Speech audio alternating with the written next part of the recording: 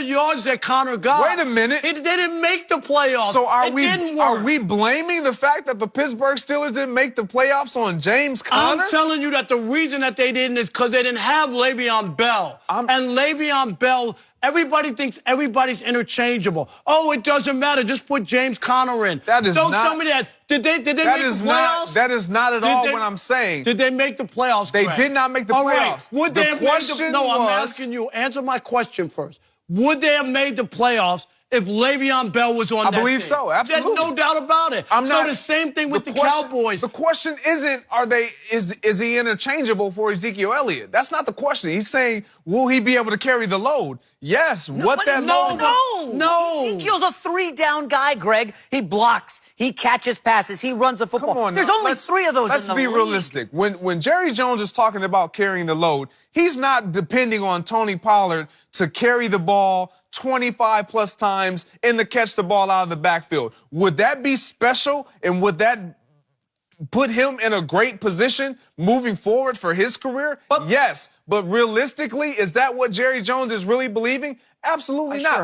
I don't need you to do all of that. The Cowboys, what they did in that Niners game with Tony Pollard, 18 carries, 55 yards in the preseason, 0 for 4 in the red zone. He's going to get the job done. I know it's a preseason. Okay. Don't scoff. I'm just saying. We're talking about the preseason. I saw nothing. I sadly watched that game. I bet on that game.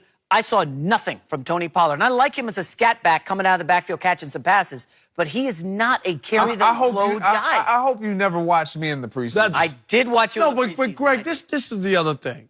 And the Cowboys are supposed to be a team that's ready to make a Super Bowl run. That's the difference. This isn't some team trying to make the playoffs. They've won the division 2 out of 3 years.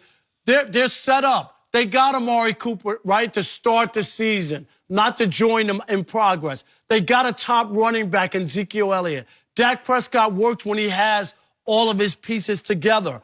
This team is supposed to make a run. Don't tell me some Pollard all of a sudden out of nowhere is going to be that guy. They need Ezekiel Elliott. Jerry Jones can pat these guys on the back, talk about how great it is, and you don't need a running back to win a Super Bowl, all that. They won't win anything without Ezekiel Elliott. It's just a fact. They're a 6 or 7 win Let me team please be crystal clear. I am not at all saying that Tony Pollard is at the level or on the level or equivalent to will ever be on the level. Ezekiel Elliott. That is not at all what I'm saying. But what Jerry Jones is trying to do is make sure that he's encouraging a young running back that he understands the reality of what's in front of him. And that is Ezekiel Elliott is not present. And he may not be present due to financial disagreements right now. You may be the guy. I need to implode and make sure that I dump a boatload of confidence on you and within you to ensure that you know you have my 100% support moving forward. Can I remind you of what happened the last time a great Cowboys running back held out? You don't have to remind me. Oh, you remember Evan Smith in 93. And they opened 0-2. Jerry said, oh, please, here's all the money. Groveling. Take it all. I'm not saying that won't be the case. But what I'm saying is, having played in this National Football League, one pony doesn't stop the show, fellas. So the fact that Ezekiel Elliott isn't in there means the next man has got to play, and he's up, and it's his opportunity to do something special for his career. I get all that. The bottom line still is Jerry Jones, his championship clock is ticking, right? Jerry's not getting any younger. He has to win another Super Bowl, actually, to validate him because... validate him? Is Jerry Jones in the Hall of Fame? He's a billionaire, too. No, he's in the Hall of Fame, but I'm talking about they haven't done anything since Jimmy Johnson's been gone. Let's just be honest. They've won 2 or 3 playoff games in 25 years with Jerry running the show.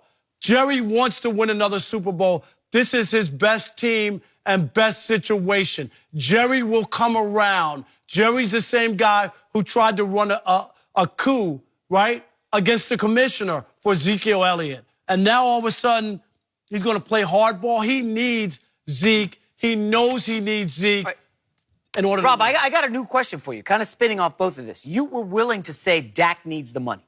Who are you prioritizing today if you're Jerry Jones? Ezekiel do you Elliott. need to get Zeke in, or do you need to give Dak Ezekiel money? Elliott, it's a Good. no-brainer. Right. It's a no-brainer. When you look at the Dallas Cowboys and how they're constructed as an offensive team, they're constructed to run the football. You look at their offensive line. They're constructed to rush, run block versus pass protect. Not that they can't pass protect, but that is how they're built. They're built for Ezekiel Elliott to be in the backfield, to carry the ball 25-plus times a game, and for Dak Prescott to do the things that they need him to do to ensure that they win time of possession and that they put the ball in the end zone, period. That's how they're constructed. So it starts with Ezekiel Elliott, but ultimately, who's going to head that show is Dak Prescott. And he's in a position, he's in the prime seat to ensure that he gets his dollar amount. Before you go again, Rob, I want to remind folks at home, last year in games decided by 7 or less, the Cowboys were 8-2. That number is a lot of luck involved with a fumble here, a Drew Brees pick there. That tends to flip year to year.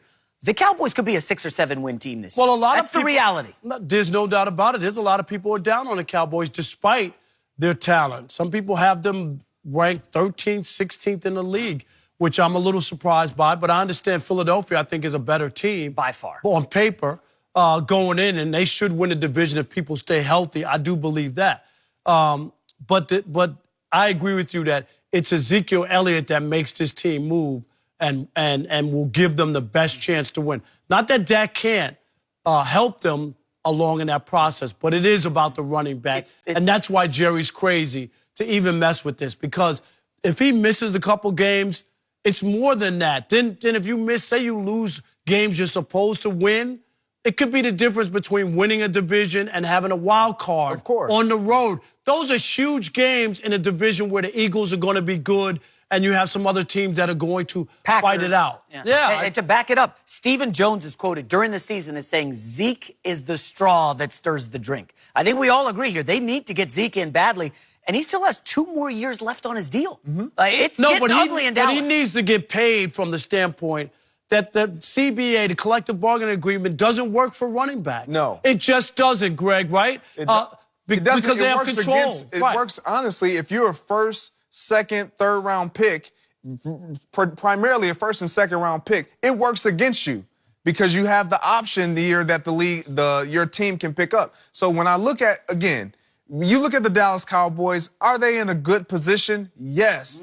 They're in a good position because they have the pieces to where they can still win football games. Because Ezekiel Elliott is out, do I believe that they will go deep, meaning the playoffs? I don't, because I think he, again, is the reason why you have a guy like that and you pay a guy like that. Because in the playoffs, you need players, you need playmakers on all sides of the ball, on different levels of the ball. And with Dak Prescott now having the passing game and Amari Cooper and Randall Cobb and Michael Gallup and all these weapons, and you say, you know what, we're good now, so we can back off on these. You're out of your mind. Dak is not the guy to drop back for 45 passes a game. That's just not what you're trying to look for. Not down in Dallas. Am I right? Not down in Dallas. Zeke is probably watching this from a tiki bar. And, Zeke, we knew you need to get paid. Have a double on me. Yeah. All right, coming up next is Antonio Brown.